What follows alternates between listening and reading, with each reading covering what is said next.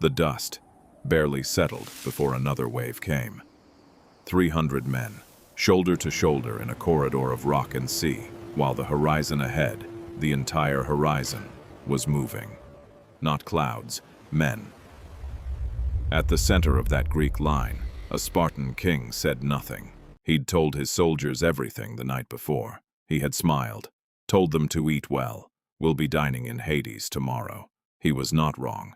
300 Spartans, the last stand at Thermopylae.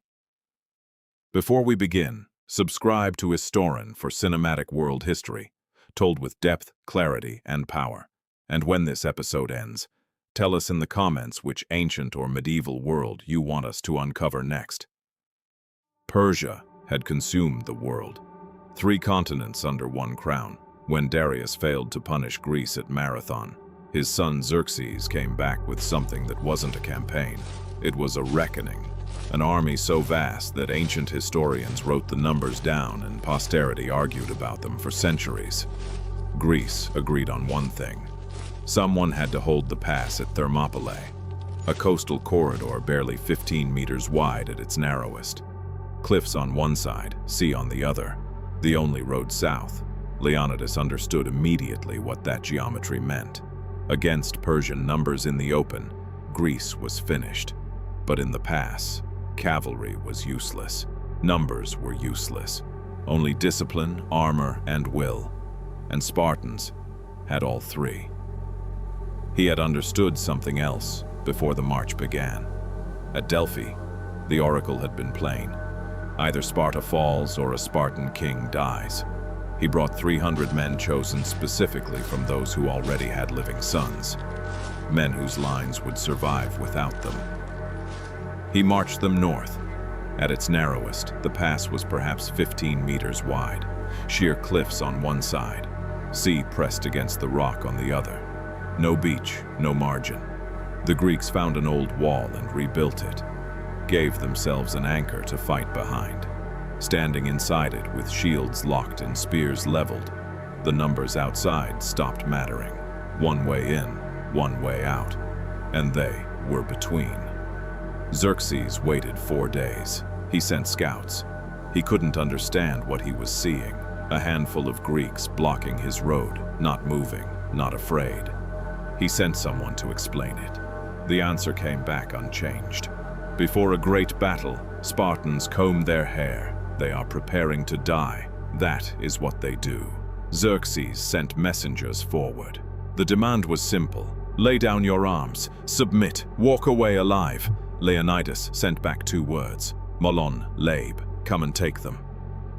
That was the last conversation before the killing started. The first wave came and broke. Xerxes sent the Medes, elite veterans of a dozen campaigns. They filed into the pass and met the Greek phalanx, shields overlapping, spears outward, a wall of iron moving as a single organism. In the open, a phalanx had gaps. Cavalry could probe them. Flanking was always possible. In the pass, there were no edges. There was only forward, and forward was death.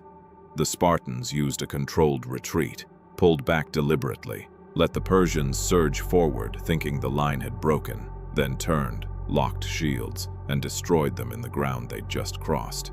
Not desperation, choreography. They ran it over and over in the same 50 meters. Wave after wave filed in. Wave after wave came apart. Xerxes watched from a throne on the hill above the pass. Ancient sources record that he rose to his feet 3 times in a single day as his men died below. He sent the immortals, 10,000 hand-picked soldiers, Persia's ultimate instrument. Their number always maintained, always replaced when one fell. Their name was their reputation.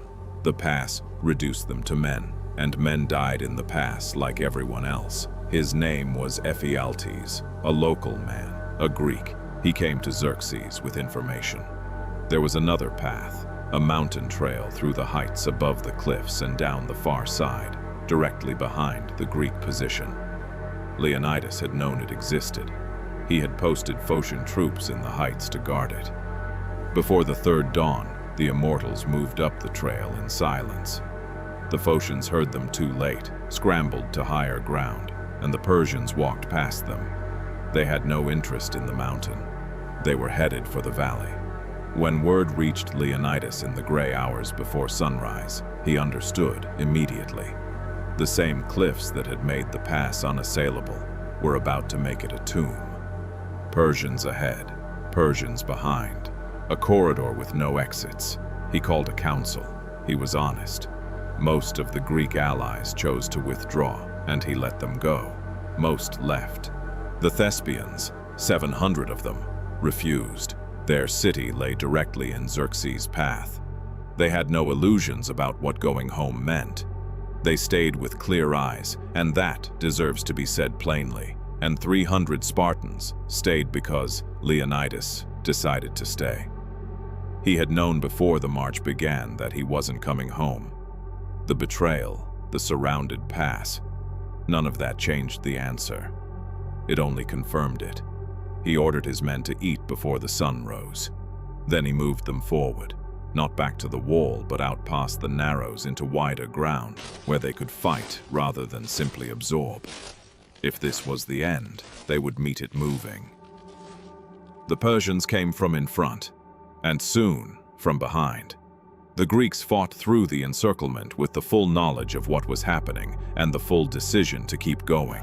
When spears broke, they used swords. When swords were gone, they used whatever was left. Leonidas fell in the forward fighting. Ancient accounts don't say exactly how, but they agree on where. At the front, where a Spartan king was supposed to fall. Xerxes ordered his head placed on a stake. That detail tells you more about Xerxes than about Leonidas. A man who has truly won doesn't mutilate his opponent's body. A man still rattled, still unable to process what it cost him. That man is not certain what he won. The last Greeks made their final stand on a small hill near the pass, surrounded on all sides, until the Persians buried them under arrows. When it was over, the road was open. It had taken Xerxes 3 days. The Persian army moved south. Athens burned, but the time Thermopylae purchased had been used. The Greek fleet organized, chose their ground, and at Salamis destroyed the Persian navy in the narrows of that strait. The same principle applied to water that had worked in the pass. The following year at Plataea, the Persian ground force was broken permanently. Xerxes never came back. At the pass, an inscription was placed. It said, "Go tell the Spartans, passerby, that here, obedient to their laws, we lie. Not triumphant, not mournful, just true. The sight today is barely recognizable. Centuries of silt have widened the coast.